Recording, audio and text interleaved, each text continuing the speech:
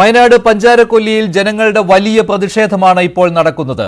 ആദിവാസി സ്ത്രീയെ കൊന്ന് ഭക്ഷിച്ച കടുവയെ ഇനിയും പിടികൂടാൻ കഴിഞ്ഞിട്ടില്ല. മാനന്തവാടിയിൽ നാട്ടുകാർ കടുത്ത പ്രതിഷേധത്തിലാണ്. നാളെ വയനാട്ടിൽ വനം മന്ത്രിയുടെ അധ്യക്ഷതയിൽ ഉന്നതതല യോഗം ചേരും. കടുവയുടെ ആക്രമണത്തിൽ കൊല്ലപ്പെട്ട മീൻമുട്ടി സ്വദേശി രാധയുടെ മൃതദേഹം സംസ്കരിച്ചു. വിവിധ സംഘടനകൾ പ്രഖ്യാപിച്ച ഹർത്താൽ മാനന്തവാടിയിൽ ഇപ്പോഴും തുടരുകയാണ്.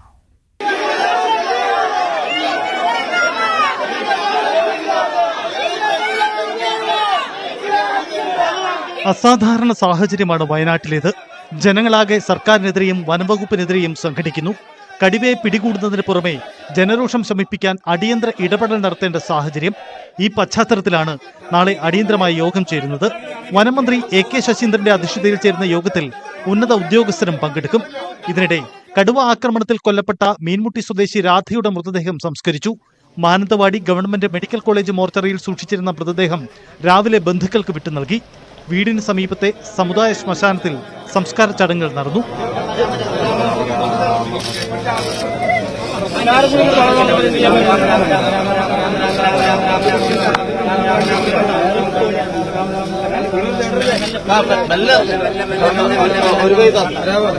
സംഭവത്തിൽ പ്രതിഷേധിച്ച് UDF പ്രഖ്യാപിച്ച ഹർത്താൽ മാനന്തവാടിയിൽ തുടരുകയാണ്. വനം വന്യജീവി സംഘർഷം അസാധാരണ സാഹചര്യത്തിലേക്ക് നീങ്ങിയതോടെ സർക്കാരും രാഷ്ട്രീയ പ്രതിസന്ധിയിലാണ്. പല ആക്രമണങ്ങളും ഒറ്റപ്പെട്ടതെന്ന് നിലപാടെടുക്കുമ്പോഴും മലയോര ജില്ലകളിൽ വന്യജീവി സംഘർഷങ്ങൾ ആവർത്തിക്കപ്പെടുന്നു എന്നതാണ് വെല്ലുവിളി. ന്യൂസ് 18 വയനാട്. വയനാട്ടിലെ നരഭോജി കടുവയെ പിടികൂടാൻ നടപടി ശക്തമാക്കിയിട്ടുണ്ട് വനം വകുപ്പ്. കൂട് സ്ഥാപിച്ചതിന് സമീപം കടുവയുണ്ട് എന്ന് സ്ഥിരീകരിച്ചിട്ടുണ്ട്. കുങ്കിയാനകളെ സ്ഥലത്തെത്തിച്ച് തിരച്ചിൽ നടത്താനും ശ്രമം നടക്കുന്നുണ്ട്. പഞ്ചാരക്കൊല്ലിയിൽ വീണ്ടും കടുവ ഇറങ്ങിയെന്നാണ് നാട്ടുകാർ പറയുന്നത്. പ്രദേശത്ത് കടുവയുടെ സാന്നിധ്യം ഉറപ്പാക്കി. പക്ഷേ മുൾക്കാടുകൾ നിറഞ്ഞ പ്രദേശത്ത് തിരച്ചിൽ പ്രതിസന്ധി ഉണ്ടാക്കുന്നു. നിലവിലിപ്പോ ഈ ഭാഗത്ത് തന്നെ ഈ പ്രദേശങ്ങളിലായിട്ട് തന്നെ കാടിനകത്തായിട്ട് സാന്നിധ്യങ്ങൾ നമ്മൾ കണ്ടിട്ടുണ്ട്. ഇന്ന് ക്യാമറ ട്രാപ്പ് ഇമേജസ് ഇപ്പൊ ചെക്ക് ചെയ്ത് കഴിഞ്ഞിട്ടുണ്ട്, അനലൈസ് ചെയ്തുകൊണ്ടിരിക്കുകയാണ്. അപ്പൊ അതില് ഇമേജസ് എല്ലാം പതിഞ്ഞിട്ടുണ്ട്. അപ്പൊ താമസിയാതെ നമുക്ക് അതിന്റെ ID കാര്യങ്ങളിലേക്ക് പോകാൻ പറ്റും. ഒരു കോമ്പാക്ട് ആയിട്ടുള്ള ഒരു കോമ്പിങ് നമ്മളിവിടെ ഉദ്ദേശിക്കുന്നില്ല. അത് ഇവിടുന്ന് പുറത്തേക്ക് പോയി കഴിഞ്ഞാൽ മറ്റുള്ള സ്ഥലത്ത് നമ്മൾ ഈ കാര്യങ്ങളൊക്കെ A to Z സ്റ്റാർട്ട് ചെയ്യേണ്ടി വരും. അതുകൊണ്ട് ഇവിടെ തന്നെ നിലനിർത്താനുള്ള പരിപാടിയാണ് ചെയ്യുന്നത്. ഇതിന്റെ 4 ഭാഗത്ത് നമ്മൾ ആളുകളൊക്കെ ഇന്നും ഫുൾ ടൈം പെട്രോളിംഗ്, ഇന്നും നാളെയും എല്ലാ ദിവസങ്ങളും നമ്മളിത് കേജ് ചെയ്യുന്നത് വരെയുള്ള പെട്രോളിംഗ് നടന്നുകൊണ്ടിരിക്കും. കുങ്കിയാനകളെ ഉടൻ സ്ഥലത്തെത്തിക്കും. അരുൺ സക്കറിയുടെ നേതൃത്വത്തിലുള്ള സംഘവും എത്തും. 38 ക്യാമറകൾ സ്ഥാപിച്ചിട്ടുണ്ട്. 6 ലൈവ് സ്ട്രീമിംഗ് ക്യാമറകൾ കൂടി ഇന്ന് സ്ഥാപിക്കും. ക്യാമറകളിൽ കടുവയുടെ സാന്നിധ്യം സ്ഥിരീകരിച്ചു. ഇതിനിടെ നാട്ടുകാർ വനം വകുപ്പിനെതിരെ വീണ്ടും രംഗത്തെത്തി. കടുവയെ കൂട്ടിലാക്കാൻ ശ്രമിക്കുന്നതിന് പകരം വെടിവെച്ച് കൊല്ലണമെന്നാണ് ആവശ്യം. വനം വകുപ്പിന്റെ ബേസ് ക്യാമ്പ് നാട്ടുകാർ ഉപരോധിച്ചു.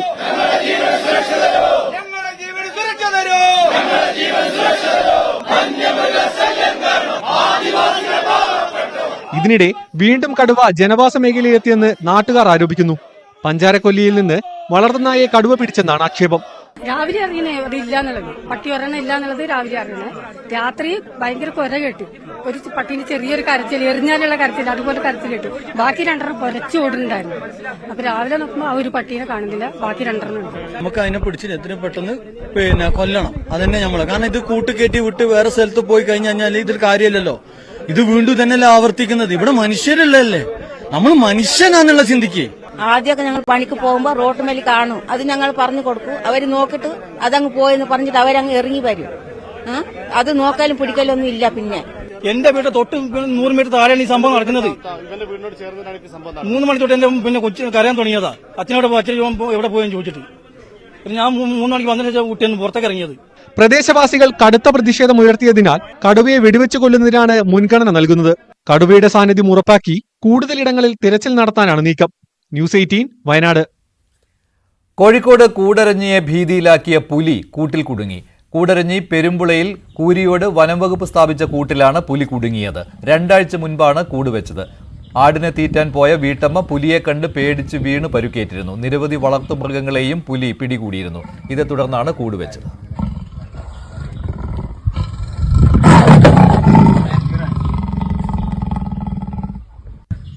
രണ്ടാഴ്ചയായിട്ട് ഈ പ്രദേശത്തെ ജനങ്ങളുടെ ജീവനും സ്വത്തിനും ഭീഷണിയുള്ള രീതിയിൽ പുലിയുടെ സാന്നിധ്യം ഇവിടെ ശ്രദ്ധയിൽപ്പെട്ടിരുന്നു.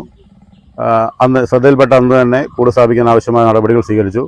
അതിനുശേഷം ഇന്ന് ഇത് കൂട്ടിൽ കുടുങ്ങിയിരിക്കുകയാണ്. ഈ പ്രദേശത്തെ ജനങ്ങളുടെ ആശങ്ക ഇതോടുകൂടി മാറുകയാണ്. ഇത് ഈ പ്രദേശത്ത് ഒരു ചേച്ചിനെ പുലി കണ്ട് ഒരു ഓടി പരിക്കുപറ്റി. അങ്ങനെ തുടരെ ചെറിയ ചെറിയ ഇൻസിഡൻറ്റ് ഉണ്ടായപ്പോൾ നമ്മളെ പഞ്ചായത്ത് പ്രസിഡന്റും MLAയും വാർഡ് മെമ്പറൊക്കെ വളരെ ശക്തമായിട്ട് ഇതിനെ എത്രയും പെട്ടെന്ന് തിരിച്ചറിയുന്നതിന് വേണ്ടി കൂടുവെക്കുകയും ക്യാമറ വെക്കുകയും ചെയ്തു. അങ്ങനെ ക്യാമറയിൽ നമുക്ക് കുടുങ്ങാതെ വന്നപ്പോൾ പിന്നീട് ജനങ്ങൾ വീണ്ടും സൈറ്റിംഗ് ആയപ്പം ആണ് ഇപ്പോൾ ഒരു കൂട് വെച്ചിരിക്കുന്നത്. ആ കൂട്ടിൽ ഇപ്പോൾ ഇന്ന് രാവിലെ നമ്മൾ പരിശോധനയ്ക്ക് വന്നപ്പോഴാണ് കാണുന്നത്. ഇന്നലെ രാത്രിയിൽ ആയിരിക്കും കുടുങ്ങിയിട്ടുണ്ടാവുക.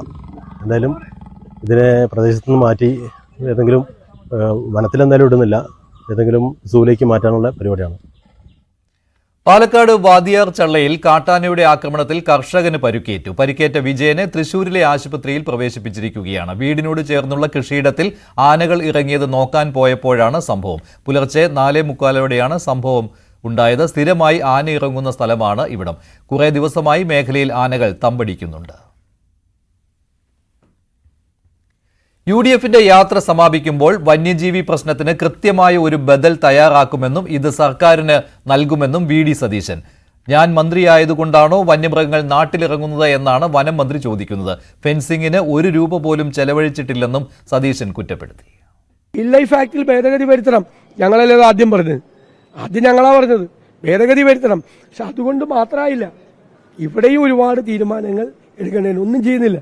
ഞാൻ മന്ത്രിയായതുകൊണ്ടാണോ ആന കാട്ടിൽ നിന്ന് ഇറങ്ങുന്നതെന്ന് ചോദിക്കുന്ന വനം മന്ത്രിയുള്ള നാടാണ് കേരളം. അദ്ദേഹം ചിരിച്ചുകൊണ്ടാണ് പറയുന്നത്. മനസ്സിലായോ? ഇതല്ല പ്രശ്നം. പ്രശ്നത്തെ ഗൗരവത്തോടുകൂടി ഗവൺമെന്റ് കാണുന്നില്ല.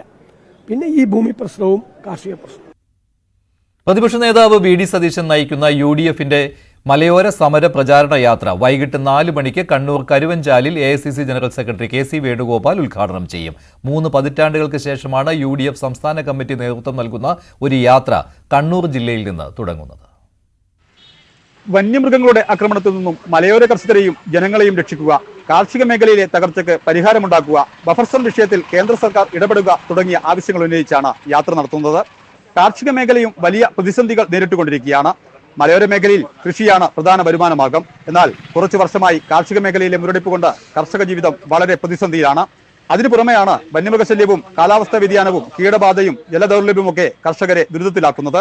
എന്നിട്ടും കേന്ദ്ര സംസ്ഥാന സർക്കാരുകൾ കർഷക മക്കൾക്ക് നേരെ മുഖം തിരിച്ചു നിൽക്കുകയാണെന്നാണ് UDFന്റെ ആക്ഷേപം. KPCC പ്രസിഡന്റ് K സുധാകരൻ അധ്യക്ഷത വഹിക്കുന്ന ചടങ്ങിൽ മുസ്ലിം ലീഗ് ദേശീയ ജനറൽ സെക്രട്ടറി PK കുഞ്ഞാലിക്കുട്ടി മുഖ്യപ്രഭാഷണം നടത്തും. കരുവഞ്ചാൽ പാലത്തിന് സമീപത്ത് വെച്ച് ദേശീയ സംസ്ഥാന നേതാക്കളെ സ്വീകരിച്ച് സമ്മേളന വേദിയിലേക്ക് ആനയിക്കും. തുടർന്ന് വന്യമൃഗ ആക്രമണത്തിൽ കൊല്ലപ്പെട്ടവരുടെ ഛായാചിത്രത്തിന് മുന്നിൽ പുഷ്പാർച്ചന നടത്തും. അതിനുശേഷമാണ് ചടങ്ങുകൾ ആരംഭിക്കുക.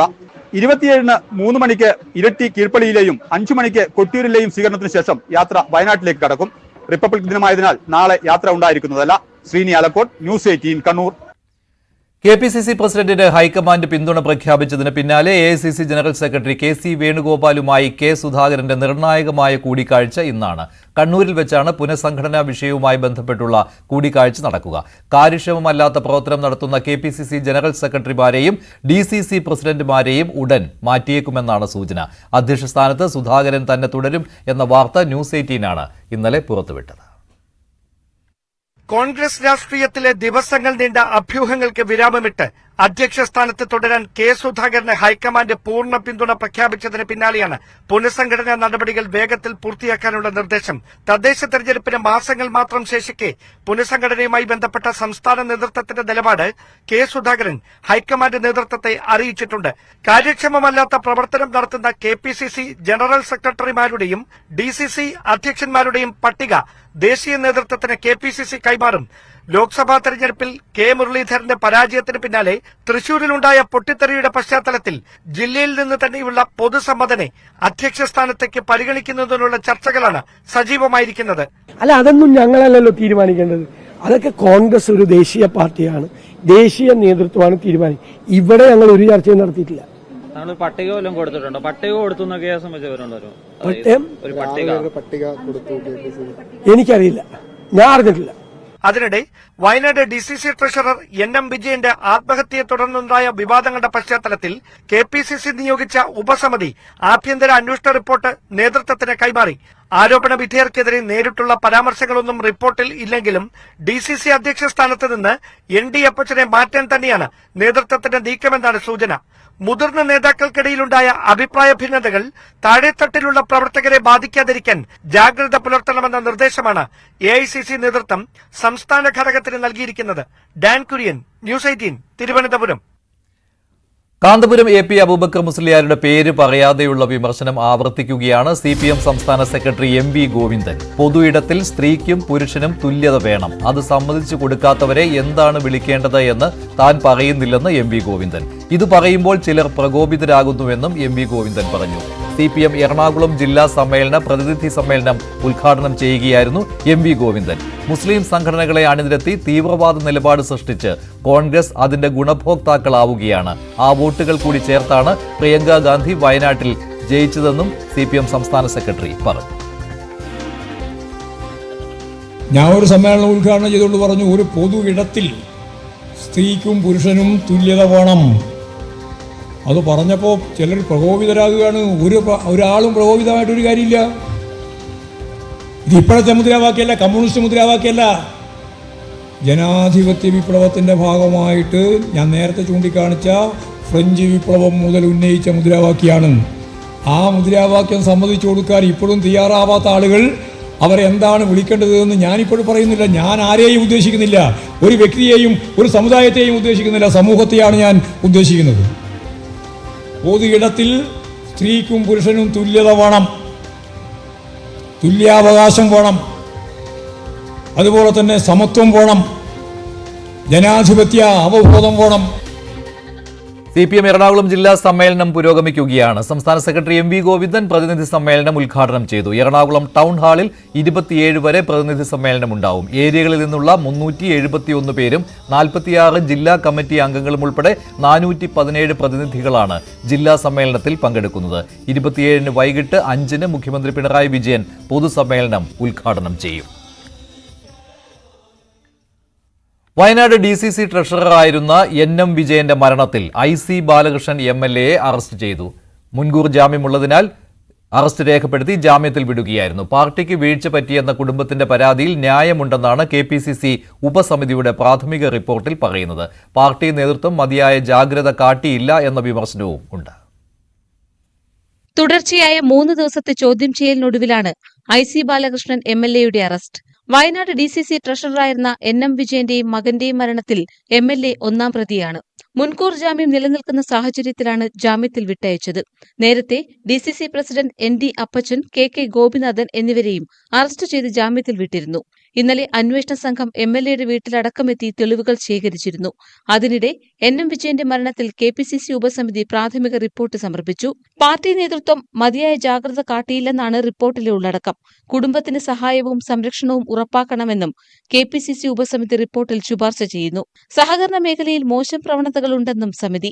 സഹകരണ മേഖലയിലെ നിയമനങ്ങളിൽ പാർട്ടി ഇടപെടലുണ്ടാകണം. എന്നാൽ റിപ്പോർട്ടിൽ നേതാക്കളുടെ പങ്കിനെക്കുറിച്ച് പരാമർശമില്ല. അന്വേഷണവുമായി പോലീസ് മുന്നോട്ടു പോകുമ്പോൾ കോൺഗ്രസിന് അതുണ്ടാക്കുന്ന രാഷ്ട്രീയ പ്രതിസന്ധിയും ചെറുതല്ല.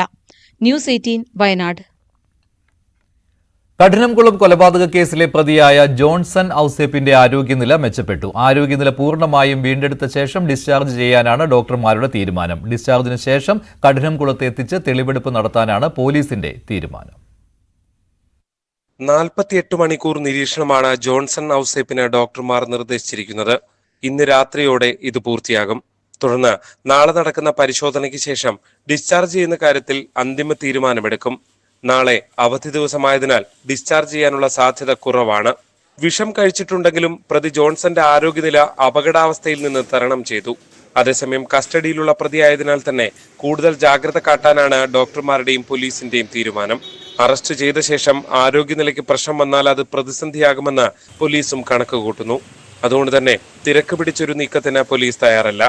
ഡിസ്ചാർജ് ആയ ശേഷം തിരുവനന്തപുരത്ത് എത്തിച്ച് വിശദമായ ചോദ്യം ചെയ്യാനാണ് പോലീസ് തീരുമാനിച്ചിരിക്കുന്നത്.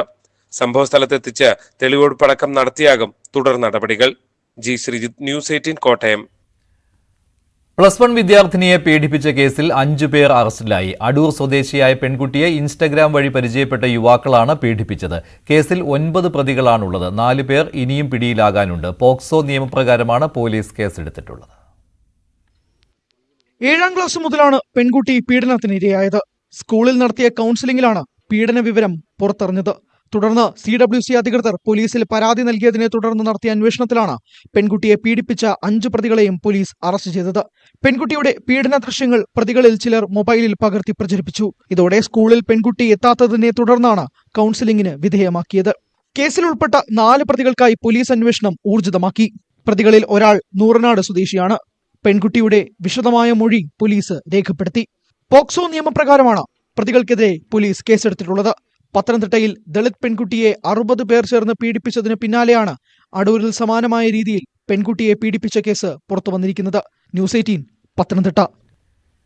പത്തനംതിട്ട കലഞ്ഞൂരിൽ മദ്യപാനത്തിനിടയിലുണ്ടായ വാക്കുതർക്കത്തിൽ യുവാവിനെ കൊലപ്പെടുത്തിയ കേസിലെ പ്രതി അറസ്റ്റിലായി. കലഞ്ഞൂർ സ്വദേശി മനുവാണ് കൊല്ലപ്പെട്ടത്. സംഭവത്തിൽ മനുവിന്റെ സുഹൃത്തായ ശിവപ്രസാദാണ് അറസ്റ്റിലായത്. ഇന്ന് പുലർച്ചെയാണ് കൊലപാതകം നടന്നത്. ഇന്നലെ രാത്രിയാണ് പ്രതി ശിവപ്രസാദിന്റെ പുരയിടത്തിലെ പണികൾക്കായി JCB ഡ്രൈവറായ മനുവിനെ വിളിച്ചു വരുത്തിയത്. ജോലിക്ക് ശേഷം ഇരുവരും ശിവപ്രസാദിന്റെ വീട്ടിലിരുന്ന് മദ്യപിച്ചു. ഇതിനിടയിലുണ്ടായ വാക്കുതർക്കമാണ് കൊലപാതകത്തിൽ കലാശിച്ചത്. തലയ്ക്കും ശരീരത്തിനും ആഴത്തിൽ മുറിവേറ്റ മനുവിനെ ശിവപ്രസാദ് തന്നെയാണ് പത്തനാപുരത്തെ ആശുപത്രിയിലെത്തിച്ചത്. പിന്നീട് ആശുപത്രിയിൽ നിന്നും മുങ്ങിയ പ്രതി ശിവപ്രസാദിനെ കുമ്പഴയിൽ നിന്നും കൂടൽ പോലീസ് കസ്റ്റഡിയിലെടുത്തു.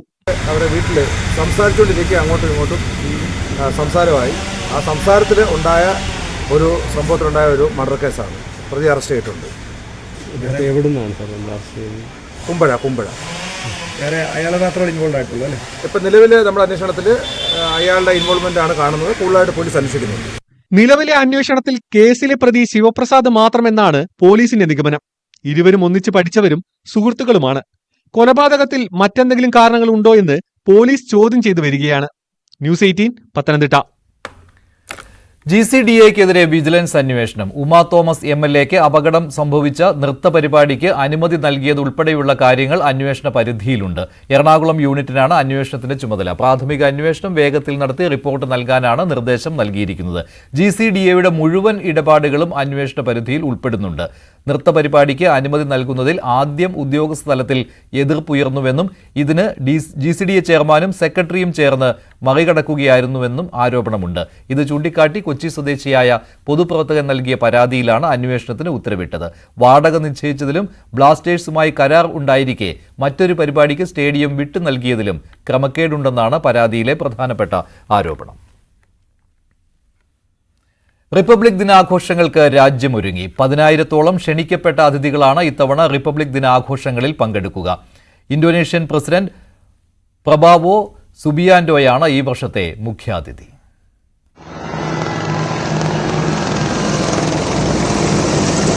ഇന്ത്യ എന്ന ആശയത്തിന്റെ നെടുംതൂണായ ഭരണഘടന നിലവിൽ വന്ന ദിവസം, രാജ്യത്തിന്റെ സാംസ്കാരിക വൈവിധ്യവും സൈനിക ശക്തിയും വിളിച്ചോതുന്ന റിപ്പബ്ലിക് ദിനാഘോഷത്തിനായി ഒരുങ്ങിയിരിക്കുകയാണ് രാജ്യതലസ്ഥാനം.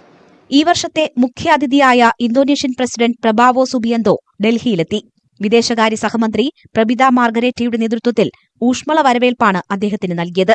ഇന്ത്യൻ റിപ്പബ്ലിക് ദിന പരേഡിൽ പങ്കെടുക്കുന്ന 4ാമത്തെ ഇന്തോനേഷ്യൻ പ്രസിഡന്റാണ് പ്രബാവോ. 1950-ൽ ഇന്ത്യയുടെ ആദ്യ റിപ്പബ്ലിക് ദിനത്തിൽ ഇന്തോനേഷ്യയുടെ ആദ്യ പ്രസിഡന്റ് സുകാർണോ ആയിരുന്നു മുഖ്യാതിഥി. സ്വർണിം ഭാരത് വിരാസത് ഓർ വികാസ്, അതായത് സുവർണ ഭാരതം, പൈതൃകവും വികസനവും എന്നതാണ് ഇത്തവണത്തെ റിപ്പബ്ലിക് ദിനത്തിന്റെ തീം. ഇന്ത്യയുടെ സമ്പന്നമായ സാംസ്കാരിക പൈതൃകവും വികസനത്തിലേക്കുള്ള കുതിപ്പുമാണ് ഇത് സൂചിപ്പിക്കുന്നത്.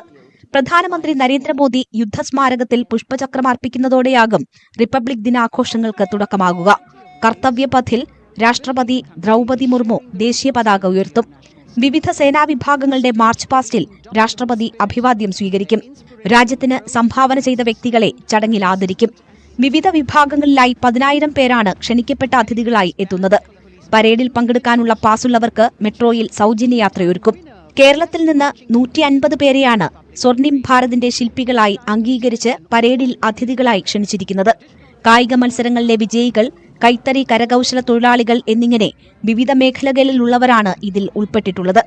വിവിധ സംസ്ഥാനങ്ങളുടെയും മന്ത്രാലയങ്ങളുടെയും 31 നിശ്ചല ദൃശ്യങ്ങൾ പരേഡിൽ അണിനിരക്കുമെങ്കിലും ഇത്തവണയും കേരളത്തിന് അവസരമില്ല. കനത്ത സുരക്ഷയാണ് ഡൽഹിയിൽ ഒരുക്കിയിട്ടുള്ളത്. 70 കമ്പനി പാരാമിലിറ്ററി ഫോഴ്സും 15,000-ഓളം പോലീസുകാരെയും സുരക്ഷയ്ക്കായി നിയോഗിച്ചിട്ടുണ്ട്. News desk news 18. ADGP P. വിജയന് രാഷ്ട്രപതിയുടെ വിശിഷ്ട സേവാ മെഡൽ. ഫയർഫോഴ്സിൽ നിന്ന് 2 പേർക്കും വിശിഷ്ട സേവാ മെഡൽ പ്രഖ്യാപിച്ചിട്ടുണ്ട്. Assistant station officer Madhusudan Nair, senior fire and rescue officer Rajendran Pillai എന്നിവർക്ക് വിശിഷ്ട സേവാ മെഡലിന് അർഹതയുണ്ട്. സ്തുത്യർഹ സേവനത്തിന് പോലീസ് സേനയിലെ 10 പേർക്കും ഫയർഫോഴ്സിലെ 5 പേർക്കും ജയിൽ വകുപ്പിലെ 5 പേർക്കും രാഷ്ട്രപതിയുടെ മെഡലിന് അർഹതയുണ്ട്. റിപ്പബ്ലിക് ദിനത്തോടനുബന്ധിച്ചാണ് മെഡൽ പ്രഖ്യാപനം. മറ്റു വിഭാഗങ്ങളിൽ നിന്നടക്കം 942 പേരാണ് മെഡലിന് അർഹരായിരിക്കുന്നത്. ഫെബ്രുവരി 5 നടക്കുന്ന ഡൽഹി നിയമസഭാ തെരഞ്ഞെടുപ്പ് വിജയം ലക്ഷ്യമിട്ട് സൗജന്യ വാഗ്ദാനങ്ങളിൽ മത്സരിക്കുകയാണ് 3 പാർട്ടികളും. ഇതിൽ ആരുടെ വാഗ്ദാനം ഡൽഹിയിലെ ജനങ്ങൾ വിശ്വസിക്കും എന്നറിയാൻ വോട്ടെണ്ണുന്ന ഫെബ്രുവരി 8 വരെ കാത്തിരിക്കേണ്ടി വരും.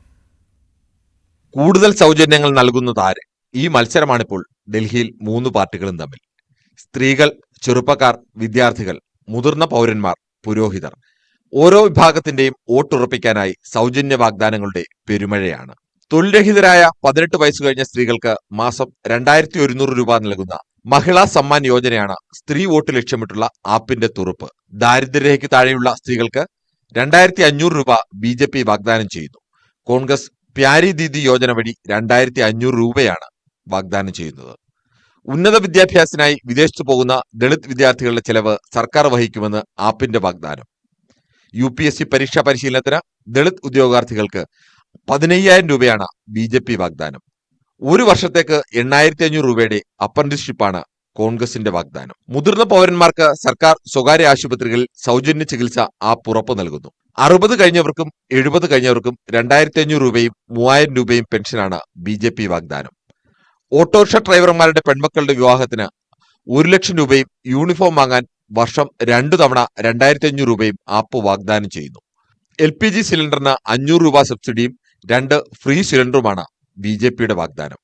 500 രൂപയ്ക്ക് സിലിണ്ടറാണ് ഇതിനുള്ള കോൺഗ്രസിന്റെ മറുപടി. പുരോഹിതന്മാർക്ക് മാസം 18000 രൂപ ഓണറേറിയം പ്രഖ്യാപിച്ച ആപ്പിന്റെ വാഗ്ദാനമാണ് കിട്ടുന്ന തുകയിൽ ഏറ്റവും വലുത്. National desk news 18. Aam Aadmi party തെരഞ്ഞെടുപ്പ് പ്രചാരണ സാമഗ്രികൾ സർക്കാർ വാഹനങ്ങളിൽ വിതരണം ചെയ്യുന്നുവെന്ന ആരോപണവുമായി കാൽക്കാജി നിയമസഭാ മണ്ഡലത്തിലെ കോൺഗ്രസ് സ്ഥാനാർത്ഥിയായ അൽക്ക ലാംബ. മുഖ്യമന്ത്രി അതീഷി ചട്ടങ്ങൾ ലംഘിച്ച് PWD വാഹനങ്ങളിലാണ് പ്രചാരണ സാമഗ്രികൾ വിതരണം ചെയ്യുന്നതെന്നാണ് ആരോപണം. യഥാർത്ഥ പ്രശ്നങ്ങളിൽ നിന്ന് ശ്രദ്ധ മാറ്റാനുള്ള ശ്രമമാണ് ആപ്പ് നടത്തുന്നതെന്നും ആരോപണമുണ്ട്. अतिशी मरलीना ने नियमों का उल्लंघन किया. PWD की सरकारी गाड़ियों में आम आदमी पार्टी की प्रचार सामग्री पकड़ी गई और FIR हुई. आज अतिशी मरलीना बिधुड़ी के खिलाफ FIR कर रही हैं. ये दोनों की जो लड़ाई है ना, नूरा कुश्ती कि तुम मेरे ऊपर FIR करो, मैं तुम्हारे ऊपर, तुम मेरे ऊपर आरोप लगाओ, मैं पर. ये कालकाजी की जनता ना तंग आके परेशान हो चुकी है. इनका मकसद सिर्फ एक है कि मुद्दों से भटकाओ. जो असल मुद्दे हैं लोगों के, जिससे वो दुखी है, परेशान है, चेंज चाहते हैं, उस पे बात ना हो जाए कहीं पर. മംഗലാപുരത്തെ സദാചാര ഗുണ്ട ആക്രമണത്തിൽ കൂടുതൽ പ്രതികൾക്കായി അന്വേഷണം നടക്കുകയാണ്. സംഭവത്തിൽ അറസ്റ്റിലായ രാമസേന സ്ഥാപകൻ പ്രസാദ് അത്താവർ ഉൾപ്പെടെ 14 പ്രതികളെയും റിമാൻഡ് ചെയ്തിട്ടുണ്ട്. സലൂൺ അടിച്ചു തകർക്കുകയും ജീവനക്കാരെ കയ്യേറ്റം ചെയ്യുകയും ഉണ്ടായി എന്നാണ് കേസ്.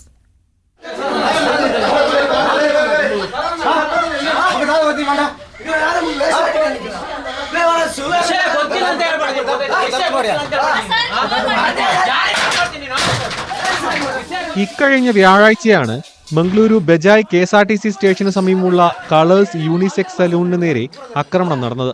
സംഭവത്തിൽ പിടിയിലായ രാംസേന സ്ഥാപകൻ പ്രസാദ് അത്താവർ ഉൾപ്പെടെ 13 പേരെയും ഒരു മാധ്യമപ്രവർത്തകനെയും 14 ദിവസത്തേക്ക് റിമാൻഡ് ചെയ്തു. മസാജ് പാർലറിൽ അനധികൃത പ്രവർത്തനങ്ങൾ നടക്കുന്നുവെന്ന് ആരോപിച്ചായിരുന്നു ആക്രമണം. ഇരച്ചു കയറിയെത്തിയ സംഘം വനിതാ ജീവനക്കാരെ അസഭ്യം പറയുകയും പാർലറിലെ ഉപകരണങ്ങൾ നശിപ്പിക്കുകയും ജീവനക്കാരെ ആക്രമിക്കുകയും ചെയ്തുവെന്നാണ് കേസ്. സ്ഥാപനത്തിലുണ്ടായിരുന്ന മുഴുവൻ സാധനങ്ങളും സംഘം നശിപ്പിച്ചിരുന്നു. പാർലർ ഉടമ നൽകിയ പരാതിയുടെ അടിസ്ഥാനത്തിൽ ബാർക്കെ പോലീസാണ് കേസെടുത്തത്. കാസർഗോഡ് ഉപ്പള സ്വദേശി പുരന്തരറൈ പെടമല മങ്കി സ്റ്റാൻഡിലെ ശരൺരാജ്, ബണ്ടോൽ സ്വദേശി ഹർഷിത് എന്ന ഹർഷരാജ്, വാമഞ്ചൂർ മുടിഷഡ്ഡെ സ്വദേശി രവി പൂജാരി എന്ന മോഹൻദാസ്, വാമഞ്ചൂർ അംബേദ്കർ നഗർ സ്വദേശി സച്ചിൻ തുടങ്ങി 14 പേരാണ് അറസ്റ്റിലായത്. ഇതിൽ മാധ്യമപ്രവർത്തകനായ ശരൺരാജ് 2012 പബ് ആക്രമണ കേസിലെ പ്രതിയായിരുന്നു. ഈ കേസിൽ 1 വർഷം ജയിലിൽ കഴിഞ്ഞിരുന്നു. 2024 ആഗസ്റ്റിൽ കോടതി ഇയാളെ വെറുതെ വിട്ടു. അന്ന് പബ് ആക്രമണത്തിന്റെ ദൃശ്യങ്ങൾ പകർത്തിയത് ശരൺരാജ് ആയിരുന്നു. കേസിൽ കൂടുതൽ പ്രതികൾക്കായി പോലീസ് അന്വേഷണം ഊർജിതമാക്കി. നേരത്തെ ശ്രീരാമസേനയിൽ ഉണ്ടായിരുന്ന പ്രസാദ് അത്താവർ ഉണ്ടാക്കിയ സംഘടനയാണ് രാമസേന. പ്രസാദ് അത്താവറിന്റെ നേതൃത്വത്തിലാണ് 2009 ശ്രീരാമസേനക്കാർ മംഗളൂരു പബ്ബിൽ അതിക്രമിച്ച് കയറി പെൺകുട്ടികളെ അടക്കം ക്രൂരമായി ആക്രമിച്ചത്. ന്യൂസ് 18 മംഗളൂരു. റോഡിൽ സുരക്ഷ ഉറപ്പാക്കാം.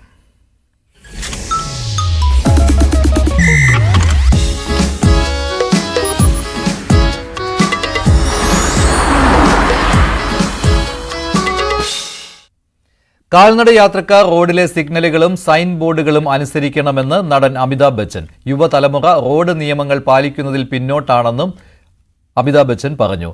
സഡക് സുരക്ഷാ അഭിയാനിൽ സംസാരിക്കുകയായിരുന്നു അമിതാഭ് ബച്ചൻ. ലോകമെമ്പാടും 13 ലക്ഷം പേർ റോഡ് അപകടങ്ങളിൽ മരിക്കുന്നുണ്ടെന്ന് മന്ത്രി നിതിൻ ഗഡ്കരി. ഇതിൽ വലിയൊരു ഭാഗം സംഭവിക്കുന്നത് ഇന്ത്യയിലാണ്. റോഡുകളിൽ ഉത്തരവാദിത്തമുള്ള പൗരന്മാരാകുകയാണ് പ്രാഥമികമായി വേണ്ടതെന്നും കേന്ദ്രമന്ത്രി പറഞ്ഞു. സഡക് സുരക്ഷാ അഭിയാനിൽ സംസാരിക്കുകയായിരുന്നു Nitin Gadkari. American president Donald ട്രംപും റഷ്യൻ പ്രസിഡന്റ് വ്ളാഡിമിർ പുടിനുമായി ചർച്ചയ്ക്ക് വഴി തെളിയുകയാണ്. ഉക്രൈൻ യുദ്ധം അവസാനിപ്പിക്കാൻ റഷ്യ മുൻകൈയെടുത്തില്ലെങ്കിൽ റഷ്യയ്ക്ക് മേൽ ഉപരോധം ഏർപ്പെടുത്തുമെന്ന ട്രംപിന്റെ പ്രസ്താവനയ്ക്ക് പിന്നാലെ ചർച്ചയ്ക്ക് തയ്യാറാണെന്ന പുടിന്റെ സൂചനയ്ക്ക് സവിശേഷ പ്രാധാന്യമാണ് ഉള്ളത്. ചുമതലയേൽക്കും മുമ്പ് ഇസ്രയേൽ ഹമാസ് യുദ്ധം അവസാനിപ്പിക്കുമെന്ന വാക്കുപാലിച്ചാണ് ഡൊണാൾഡ് ട്രംപ് അമേരിക്കൻ പ്രസിഡന്റ് സ്ഥാനം ഏറ്റെടുത്തത്. അടുത്ത ലക്ഷ്യം യുക്രൈൻ റഷ്യ യുദ്ധം അവസാനിപ്പിക്കലാണെന്നും ട്രംപ് വ്യക്തമാക്കിയിരുന്നു. എന്നാൽ റഷ്യയുടെ സുരക്ഷയെ ബാധിക്കുന്ന വിഷയമായതിനാൽ യുദ്ധം അവസാനിപ്പിക്കുക സാധ്യമല്ലെന്ന് പുടിൻ വ്യക്തമാക്കി. ചർച്ചയ്ക്ക് പിന്നിൽ പുടിന്റെ ലക്ഷ്യം യുക്രൈൻ യുദ്ധവുമായി ബന്ധപ്പെട്ടതാണെങ്കിലും ആണവ നിരായുധീകരണ വിഷയമാണ് പ്രധാനമായും ഉന്നയിക്കുന്നത്. ദാവോസിൽ വേൾഡ് എക്കണോമിക്സ് ഫോറത്തിൽ പങ്കെടുത്ത ട്രംപ് ആഗോള എണ്ണവില കുറച്ചാൽ യുദ്ധം അവസാനിക്കുമെന്ന് പറഞ്ഞിരുന്നു. യുക്രൈനുമായുള്ള യുദ്ധവും എണ്ണവിലയുമായി ബന്ധമില്ലെന്നാണ് റഷ്യയുടെ മറുപടി. റഷ്യയുടെ അഭിപ്രായം കേൾക്കാൻ അമേരിക്കയും യൂറോപ്യൻ യൂണിയനും തയ്യാറാകാത്തതാണ് പ്രശ്നങ്ങൾക്കു കാരണമെന്നും പ്രതികരണം. ചർച്ചയ്ക്ക് തയ്യാറാണെന്ന പുടിന്റെ സൂചനയ്ക്ക് പിന്നിൽ ഭീഷണിക്കൊപ്പം ചർച്ചാ സാധ്യതയും തുറന്നിട്ട ട്രംപിന്റെ പ്രതികരണമാണെന്നും വിലയിരുത്തുന്നു. രണ്ടാം ലോകമഹായുദ്ധത്തിൽ അമേരിക്കയെ സഹായിച്ച രാജ്യമാണ് റഷ്യയെന്നും പുടിനുമായി നല്ല ബന്ധമാണ് തനിക്കുള്ളതെന്നും പറഞ്ഞ ട്രംപ് പക്ഷേ യുദ്ധം തുടർന്നാൽ ഉപരോധത്തിലേക്ക് നീങ്ങുകയല്ലാതെ മറ്റു വഴിയില്ലെന്നും കൂട്ടിച്ചേർത്തു. യുക്രൈൻ പ്രസിഡന്റ് വ്ളാഡിമിർ സെലൻസ്കി മാലാഖയല്ലെന്നുകൂടി ട്രംപ് പ്രതികരിച്ചു. ട്രംപിന്റെ തന്ത്രപരമായ നീക്കത്തിന്റെ ഫലമാണ് ചർച്ചയ്ക്ക് വഴിതെളിക്കുന്നതെന്നും നിരീക്ഷകർ കരുതുന്നു. International desk news 18. അമേരിക്കൻ പ്രതിരോധ സെക്രട്ടറി സ്ഥാനത്തേക്ക് പീറ്റ് ഹെഗ്സത്തിന് സെനറ്റിന്റെ അംഗീകാരം. Vice president JD Vance tie breaking vote ചെയ്താണ് അംഗീകാരം ഉറപ്പിച്ചത്. മോശം പെരുമാറ്റത്തെ സംബന്ധിച്ചുള്ള ആരോപണങ്ങൾ ഉയർന്ന പശ്ചാത്തലത്തിൽ സ്ഥിരീകരണത്തിനുള്ള നടപടികൾ പ്രതിസന്ധിയിലായിരുന്നു. 3 റിപ്പബ്ലിക്കൻ സെനറ്റർമാർ എതിർത്ത് വോട്ട് ചെയ്തു. എന്നാൽ ലൈംഗിക അതിക്രമ ആരോപണത്തെക്കുറിച്ചും അവിശ്വസ്തത, മദ്യപാനം എന്നിവയെക്കുറിച്ചുമുള്ള ആരോപണങ്ങൾ പീറ്റ് നിഷേധിച്ചു. ഡൊണാൾഡ് ട്രംപ് ശക്തമായി ഹെഗ്സത്തിനെ പിന്തുണച്ചിരുന്നു.